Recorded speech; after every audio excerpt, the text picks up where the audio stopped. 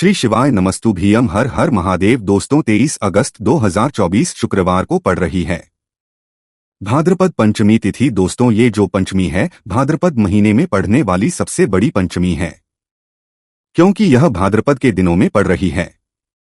जो पंडित जी ने अपनी अभी की ही कथा में बताया है कि इस पंचमी का बहुत ही बड़ा और विशेष महत्व होता है, और ऐसा दिन पूरे साल में सिर्फ एक ही बार आता है।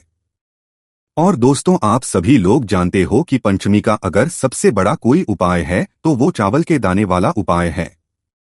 तो दोस्तों इसकी पंचमी के दिन आप लोगों को इस 31 चावल के दाने वाले उपाय को जरूर करना है। बहुत सारे लोग होंगे जिन लोगों ने इस उपाय को ना किया हो, मतलब पूरा साल निकल गया, उन्होंने किसी भी दिन इस 31 चावल के दाने वाले उपाय को ना किया हो। पर दोस्तों आपके पास एक आखिरी मौका बचा हुआ है, जो 23 अगस्त के दिन। तो इस दिन आप लोगों को इस वाले उपाय को जरूर कर लेना है, भले ही आपने पूरे महीने भर इस उपाय को किया हो।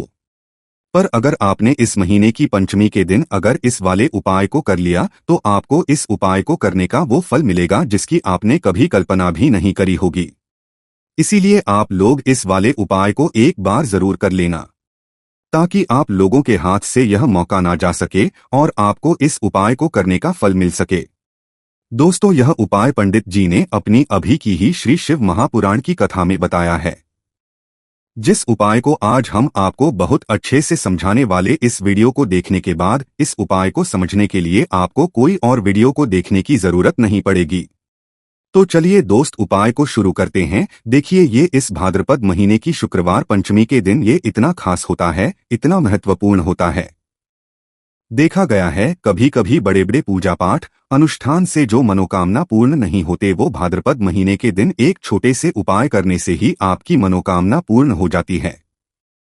बहुत सारे लोगों ने इस उपाय को किया भी है और उनको इस उपाय को करने का फल भी जरूर मिला है। अगर आप लोग भी इस उपाय को करना है तो आप इस उपाय को पहले अच्छे से समझ लेना, सुन लेना, उसके बाद करना। आपको इस उपाय का फल जरूर मिलेगा। और इस उपाय को कर लेने से आपके घर में चाहे किसी भी तरह की दुख और समस्या क्यों ना चल रही हो, आपको उसका कारण भी नहीं पता है कि दोस्तों ये समस्या किस कारण से चल रही है। उसका कुछ भी कारण हो सकता है, दोष हो सकता है, या किसी भी तरह का मंगल दोष भी हो सकता है।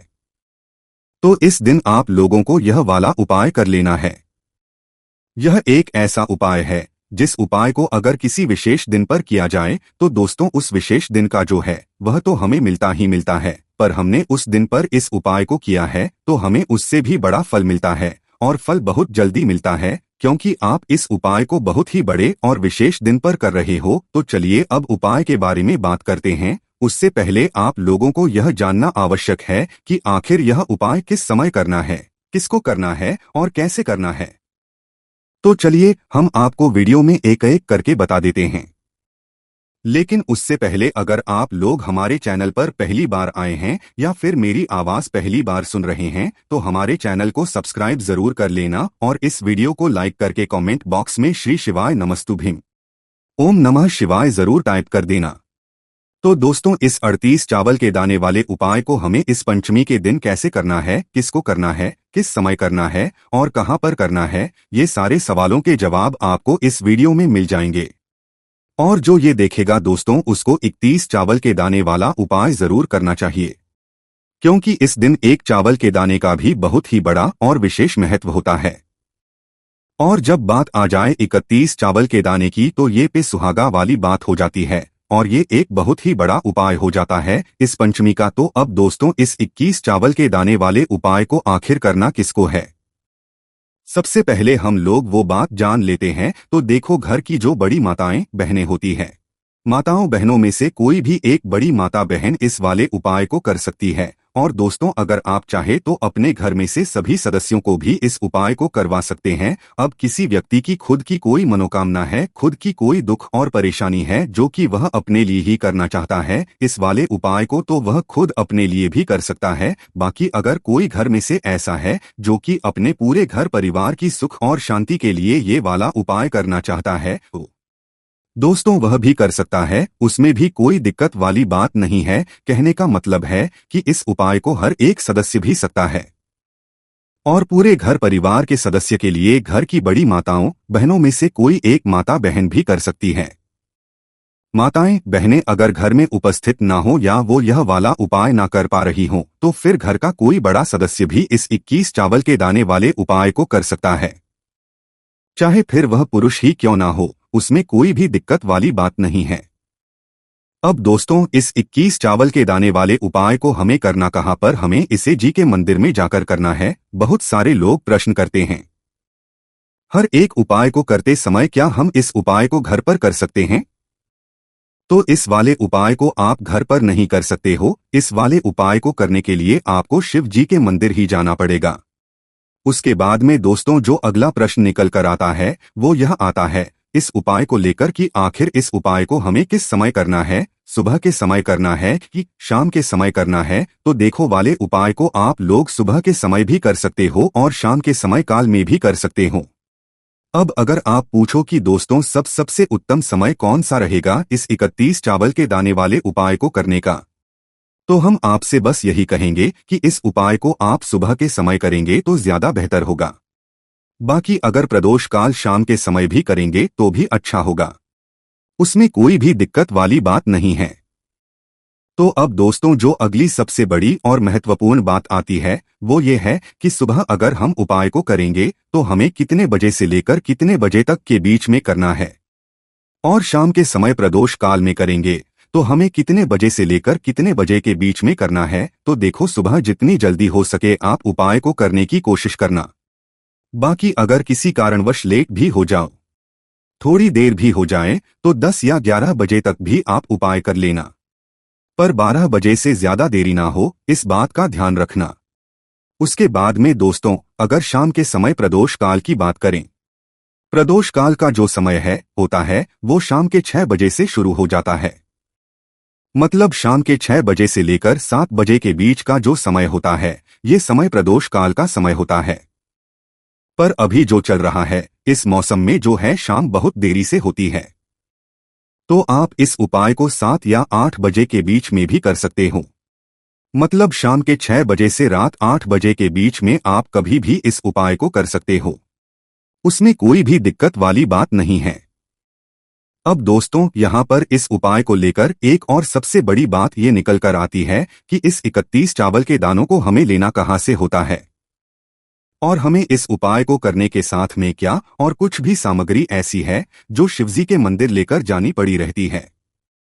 तो देखो यहाँ पर हम आपको बता दें, सबसे पहले आप लोग ये जान लो कि ये जो 31 चावल के दाने वाला उपाय है सिर्फ और सिर्फ की सामग्री लेकर कभी भी शिवजी के मंदिर मत जाना, क्योंकि हमें भगवान के सामने ये नहीं दर्शाना है कि अगर हम भगवान शिवजी के मंदिर आए हैं तो अपने फायदे के लिए आए हैं। तो इसलिए जो भी पूजन सामग्री है, उपाय सामग्री है 31 चावल के दाने, इसके साथ में आपको सामग्री भी जरूर लेकर जाना है।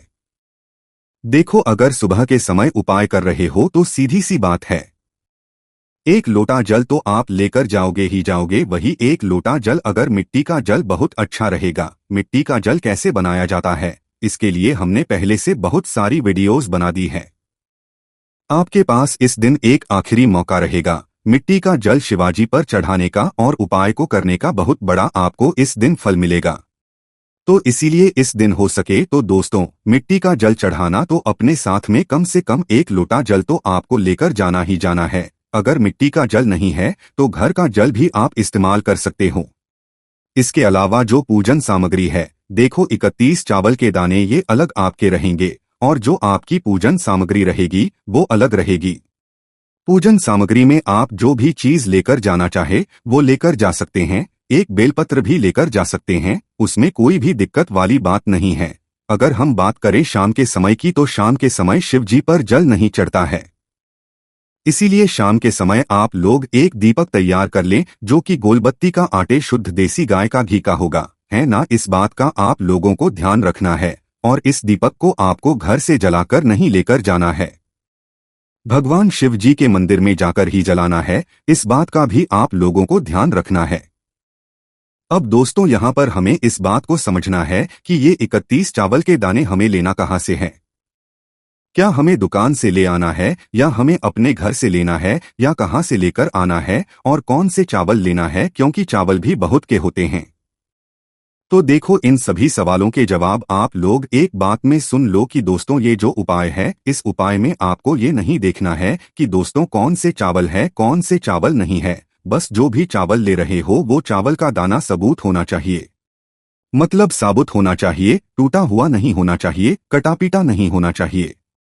ये बात आपको ध्यान है। बाकी आपका चावल बासमती हो या साधा चावल हो या कोई सा भी चावल हो, उसमें कोई वाली बात नहीं है। तो सीधी सी बात है कि आपके घर के रसोई घर में जहां पर आप भोजन बनाते हो, वहां पर जो भी चावल आपके उपस्थित हो, उन चावलों में से अपनी एक कटोरी भर लेना या एक मुट्ठी चावल अलग से निकाल कर रख लेना, क्योंकि हम 21 चावल ही यहाँ पर इस उपाय में लेने वाले हैं। तो हमें ये चावल के दाने गिनकर निकालने पर दे देंगे। इस बात का आप लोगों को ध्यान रखना है। तो अपने उस चावल की कटोरी में से या चावल में से एक ऐसे चावल के दाने आप लोग निकाल लो, टूटे हुए ना हो, कटे पिटे ना हो, जिनमें कोई दाग ना लगा हुआ हो, है ना। अच्छे साबुत चावल के दाने 31 दाने आप लोग निकाल कर रख लो और इन्हें किसी भी एक कागज की पुड़िया में या किसी एक छोटी सी कटोरी में आप लोग रख लो, ताकि यह सुरक्षित रहे, आपके एक भी चावल का दाना इधर उधर ना हो और आपका उपाय भी पूरा अच्छे से हो जाए। तो दोस्तों, जैसे ही आपका उपाय की जो सामग्री है 31 के दाने ये तैयार हो जाते हैं, उसके बाद मैं जो भी अपनी पूजन सामग्री है सुबह के समय कर रहे हो, तो एक लोटा जल और एक बेलपत्र या पूजन सामग्री जो लेकर जाना चाहो उसकी भी तैयारी कर लेना। और शाम के समय जा रहे हो तो दोस्तों अपना जो दीपक है उसे तैयार कर लेना और उपाय को करते समय शुद्धता का विशेष रूप से ध्यान रखना। सुबह सुबह स्नान करने के बाद ही उपाय को करने की आप लोग तैयारी। उसके बाद अगर शाम के समय की बात करें तो शाम के समय आपको स्नान करने की जरूरत नहीं है, पर शुद्धता का ध्यान रखना, आपको स्नान तो नहीं करेंगे। आप हाथ मुंह धोकर भी इस वाले उपाय को शाम के समय प्रदोष काल में कर सकते हैं, इसमें कोई दिक्कत वाली बात नहीं है। तो आप अपने उपाय की पूरी सामग्री तैयार करके आपके पास ही में जो आपका शिवा मंदिर हो वहां पर पहुंच जाइए। सबसे पहले शिवा मंदिर में जाकर आप लोगों को उपाय नहीं करना है, भगवान के दर्शन करना है, भगवान से आशीर्वाद हासिल करना है। फिर शिवजी के शिवलिंग के पास में आना है। शिवलिंग के पास में आने के बाद आप जो पूजन सामग्री लेकर आए हुए हैं, जैसे कि सुबह गए हुए होंगे, तो एक लोटा जल जो भी पूजन सामग्री लेकर आए हैं, आप उनसे भगवान शिव जी की पूजन कीजिए। सबसे पहले तो एक लोटा जल ही चढ़ेगा, फिर आपको एक बेलपत्र श्री का जाप करते हुए शिवलिंग पर चढ़ा देना है। उसके बाद में आपकी पूजन पर चढ़ेगी। उसके बाद में अगर दोस्तों शाम के समय अगर आप इस उपाय को कर रहे हो तो अपने साथ में कम से कम एक जो दीपक है गोल बाती का, जो आप अपने साथ में लेकर गए हो, उस दीपक को मंदिर में जाकर अपनी माचिस से जलाना है और उस दीपक शिवलिंग के पास में रखना है। इस दीपक को रखने के बाद ही आप लोगों को अपना ये वाला उपाय शुरू करना है और दीपक को ज्यादा पास में मत रखना। वैसे भी गर्मी पड़ रही है, भगवान शिवाजी को आंच नहीं लगनी चाहिए, है ना। तो दोस्तों से ही आपकी पूजा अर्चना हो जाती है, आप भगवान शिवाजी को प्रसन्न कर लेते हैं। उसके बाद में शिवलिंग के पास ही में आप कहीं पर बैठ जाइए, सामने या आसपास जिस जगह पर आपको बैठना हो वहां पर बैठ जाइए और अपने वह चावल के दाने अपने सामने निकाल कर रख लीजिए, क्योंकि अब यहाँ पर उपाय को यहाँ पर करने की आपको तैयारी करना है। और इस तरीके से जब आप उपाय करेंगे, पूजन सामग्री करने के बाद, पूजन अर्चना करने के बाद, तो आपको उपाय का फल बहुत और बहुत बड़ा होकर मिलेगा। तो अपने 31 चावल के दाने अपने सामने निकाल कर रख लेना। और ये जो उपाय है ये आपकी सीधे हाथ की हथेली से होगा, इसलिए इस बात का भी विशेष रूप से ध्यान रखना है। तो हाथ की हथेली का उपाय करके ही आप लोग अपना इस वाले उपाय को करना। अपने सामने जो भी आपकी कागज की पुड़िया है उसको खोलकर रख लो, या कटोरी है तो दोस्तों उसे अपने सामने रख लो और अपने वह 31 चावल दाने निकाल लो।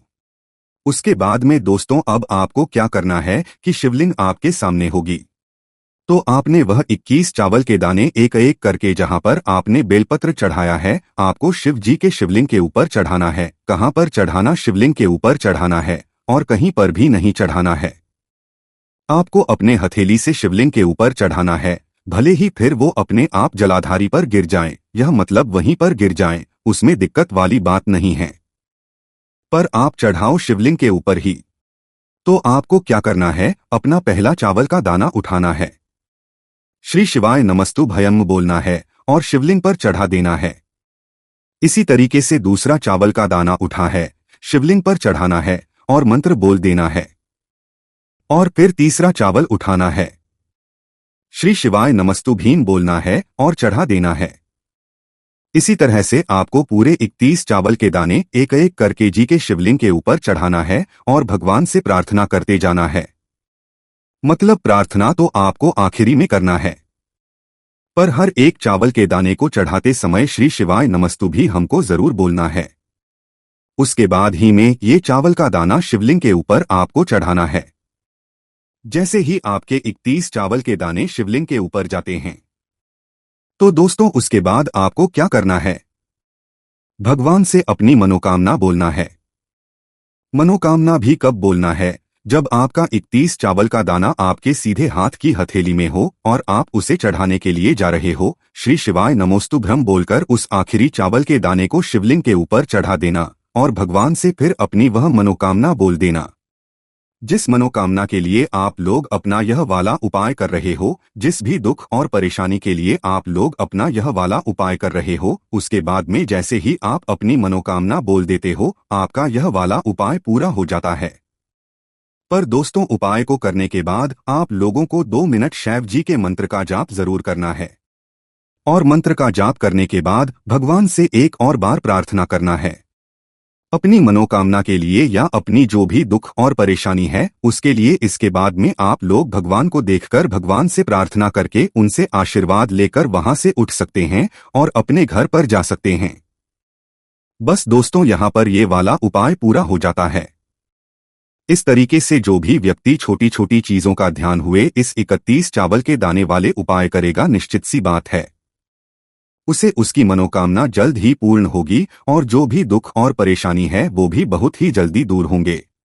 खाना बनाने से पहले स्नान नहीं करती, हाथ पाँव नहीं धोती, रसोई घर में खाना बनाते समय इधर उधर जैसे बाल में या मुंह पर हाथ लगाती है और फिर बगैर हाथ धोए बिना हाथों को साफ किया खाना बनाती है, तो ऐसे में खाना दूषित हो जाता है। इस तरह का खाना खाने पर घर परिवार में आती है माता अन्नपूर्णा जी नाराज हो जाती है। ऐसे घरों में दरिद्रता का वास हो जाता है। ऐसे घर में रहने वाले व्यक्ति कामयाबी हासिल नहीं कर पाते और राहु केतु का भी बुरा प्रभाव पड़ता है। इसीलिए गलती कभी भी नहीं करनी ही चाहिए। सदैव स्वच्छ हाथों से ही खाना बनाना चाहिए। ऐसा करना माता अन्नपूर्णा को अति प्रसन्न करती है। दोस्तों नंबर 2 शास्त्र में बताया गया है, जहां पर भोजन बनाती है वह स्थान स्वच्छ ना हो तो राहु केतु का बुरा प्रभाव पड़ता ही है, साथ ही क्षण भी रुष्ट हो जाते हैं। ऐसे घरों में कमाने वाले व्यक्ति पर बुरा असर होता है। पूरा हर धीरे धीरे निर्धनता का शिकार होता चला जाता है। इसीलिए घर सदैव साफ सुथरा रखना चाहिए और गंगाजल से छिड़काव जरूर करना चाहिए। ऐसा करने से माता अन्नपूर्णा आकर्षित होती है और आपको आपके हर कार्य में कामयाबी मिलेगी। साथ ही उसके परिवार के हर सदस्य को उनके काम में कामयाबी मिलती है। नंबर 3 दोस्तों अपने घर में धारदार चीज नहीं रखनी चाहिए। इससे परिवार में तनाव बढ़ता है और झगड़े आदि होने लगते हैं। ऐसे में रसोई घर में 1 या 2 से ज्यादा चाकू छुरी नहीं रखने चाहिए, ऐसे जिसका आप उपाय नहीं करते हैं, परंतु आपने अब तक रसोई घर में उसे रखा हुआ है, तो ऐसे ही बेकार परिधारदार वस्तुओं को तुरंत ही बाहर कर देना, क्योंकि ऐसी चीजें घर में रखने से नकारात्मकता आकर्षित होती है। इससे बुरा प्रभाव पड़ता है। नंबर 4 रसोई घर के सामने जूते, चप्पल, झाड़ू, पोछा कभी भी नहीं रखना चाहिए। इससे माता अन्नपूर्णा नाराज होती है और पूरे घर को गरीबी का सामना करना पड़ता है। इसे पाप भी समझा जाता है। इसीलिए आपको कभी भी चप्पल, जूते या झाड़ू, पोछा घर के सामने नहीं रखनी चाहिए, क्योंकि इससे घोर अनर्थ हो सकता है और माता नाराज हो सकती है। नंबर 5 रसोई घर में खाना बनाते समय में महिलाओं को भोजन जूठा नहीं करना चाहिए। करने मां अन्नपूर्णा जी का पूर्ण अपमान होता है। इससे घर में दरिद्रता का वास हो जाता है और माता लक्ष्मी भी घर से रूठ कर चली जाती है।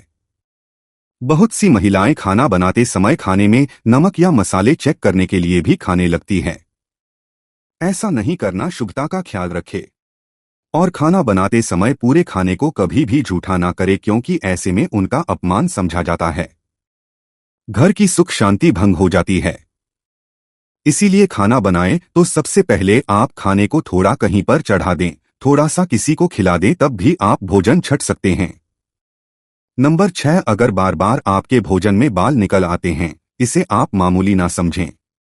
ऐसा समझा जाता है कि खाने में बार बार बाल आना राहु केतु का बुरा प्रभाव होता है। ऐसा घर सदैव निधन का निधन ही रहता है। खाने में कभी भी बाल नहीं आना चाहिए, क्योंकि यह मां अन्नपूर्णा का सबसे बड़ा अपमान समझा जाता है।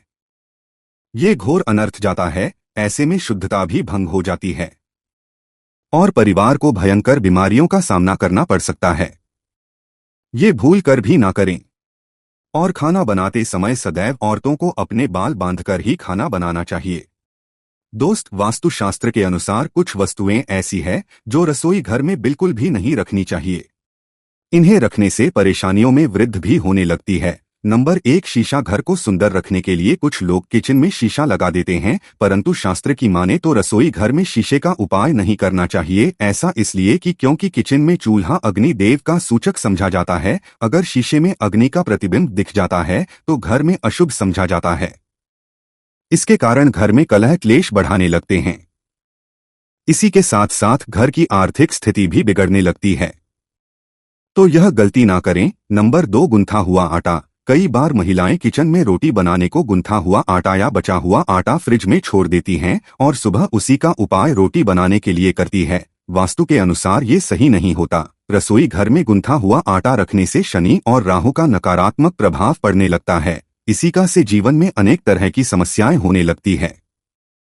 नंबर 3, टूटे कई के बर्तन उपाय होते हैं। टूटे हुए बर्तन ना रखें। रसोई घर में कुछ बर्तन ज्यादा उपाय होने के पश्चात टूट जाते हैं, परंतु कई बार कुछ हद तक टूटे हुए बर्तन का उपाय करते ही रहते हैं। वास्तु के मुताबिक ये नहीं समझा जाता। रसोई घर में कभी भी टूटे फूटे बर्तनों का उपाय नहीं करना चाहिए। इससे परिवार के सदस्यों के बीच मतभेद में वृद्धि होने लगती है। अब करते हैं कि बासी रोटी खाना आपके लिए कैसा है। दोस्तों, खाना जब भी बासी हो जाता है तो हम उसे फेंक देते हैं। शायद आपने कभी भी नहीं सोचा होगा कि बासी खाना भी आपके लिए अच्छा हो सकता है। ऐसे में जाने बासी रोटी आपके स्वास्थ्य और भाग्य पर क्या असर डालती है, जिसे जानकर आप चौंक जाएंगे।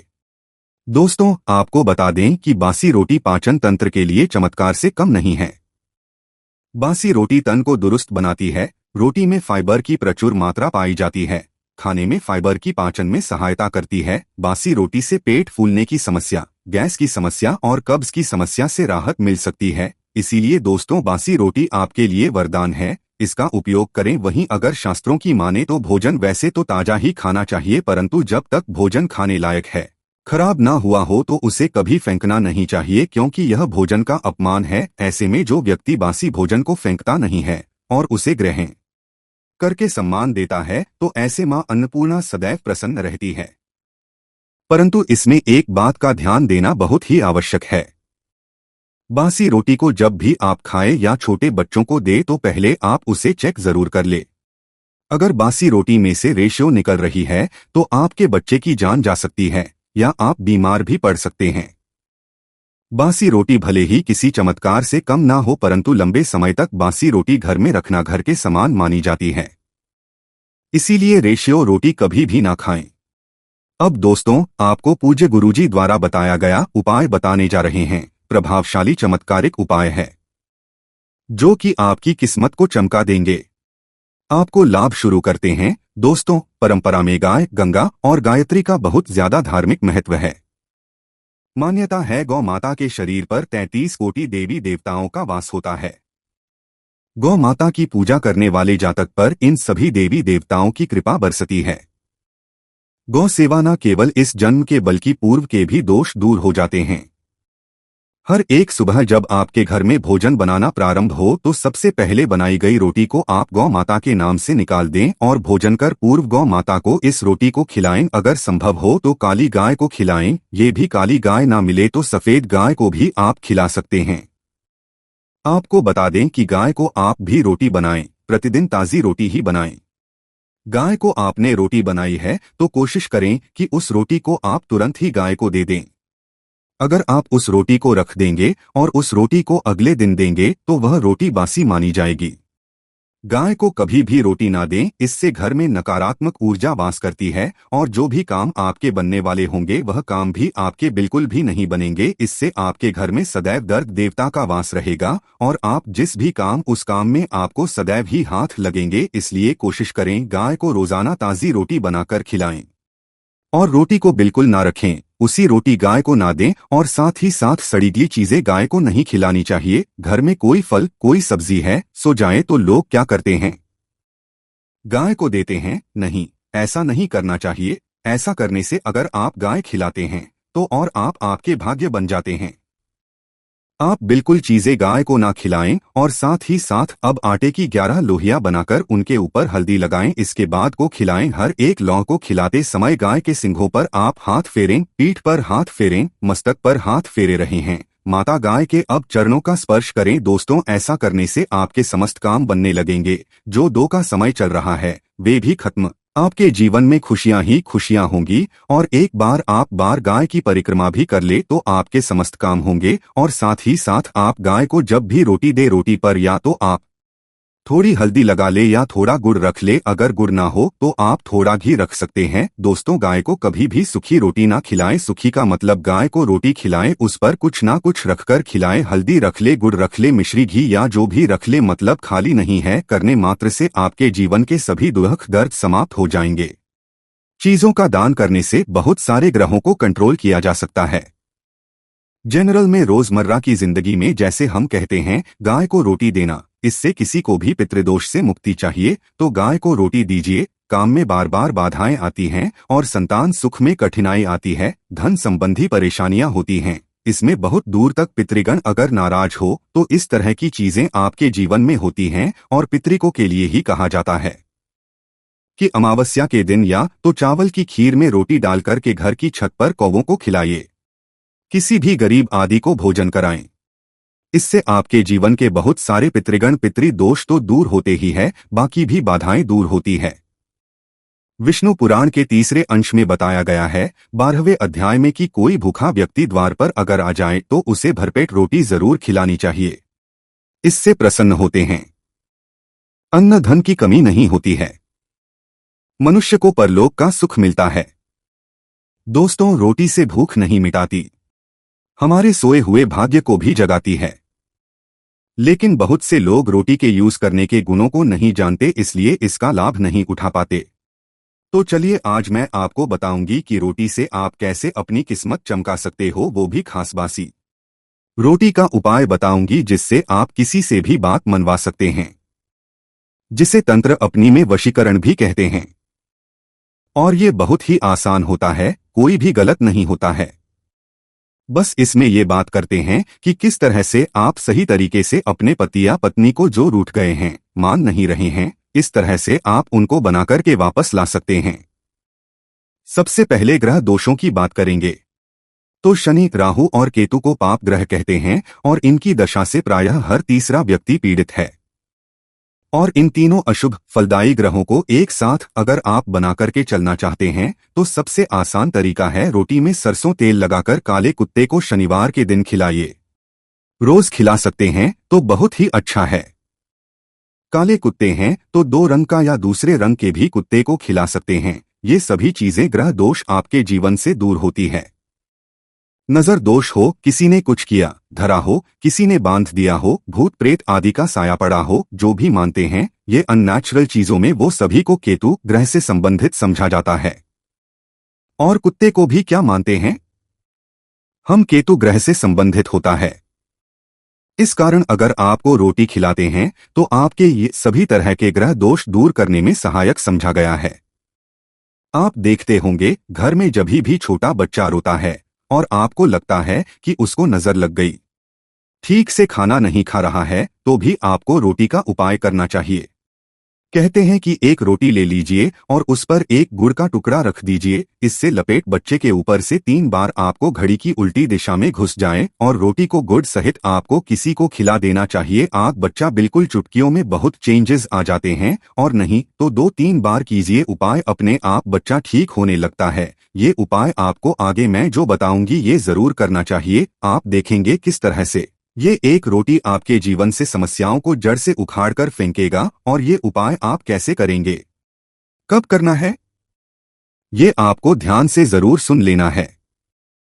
सुबह जब आप नहा धोकर के रेडी हो जाएं, जभी भी पहला खाना आप बनाएंगे तो पहली रोटी जो होगी उसमें आपको आ लेना चाहिए उसको घी या शुद्ध सरसों का तेल उसके ऊपर लगाकर ले। सूखी रोटी ना रखे, थोड़ा सा ले और फिर उस पर बुरा या पिसा हुआ चीनी जो कहते हैं या नॉर्मल चीनी ले लीजिए, शक्कर वो छिड़क लीजिए। अब रोटी को दोनों हाथ में लेकर कुछ मिनट्स के लिए आपको अपने घर के इष्ट देव, अपने घर के देवता जो भी आपको घर में पूजते हैं उनका आपको ध्यान करना चाहिए। सिर्फ मन में नमस्कार करें और ध्यान करें, कुछ मांगने की, कुछ शिकायत करने की, कोई नेगेटिव बात बोलने की जरूरत नहीं है, क्योंकि शक्ति सब समझते हैं कि आपको क्या चाहिए। अब इस रोटी के बराबर बराबर आपको 4 टुकड़े कर लेने हैं और इन 4 टुकड़ों को आपको अलग अलग जगह पर रखना है। अब पहला टुकड़ा रोटी का कहाँ रखेंगे? पहला टुकड़ा इस एक टुकड़े के छोटे छोटे 2 टुकड़े कर लीजिए और अपने घर छत पर या फ्लैट में रहते हैं तो अपनी बालकनी आदि में रख दीजिए, पक्षियों को खाने के लिए रख दीजिए। अगर घर पर नहीं है तो आप ये व्यापार स्थल पर भी कर सकते हैं। उपाय को इससे आपके पितृदेव की जागती है, वे आप पर प्रसन्न होते हैं। जो भी कार्य करेंगे उसमें आपको 100% मदद मिलेगी, आपको सफलता मिलेगी और व्यापार आदि धन लाभ आपको होता है। व्यापार दिन दुगनी रात चौगुनी उन्नति करने लगता है। इसलिए उनके के लिए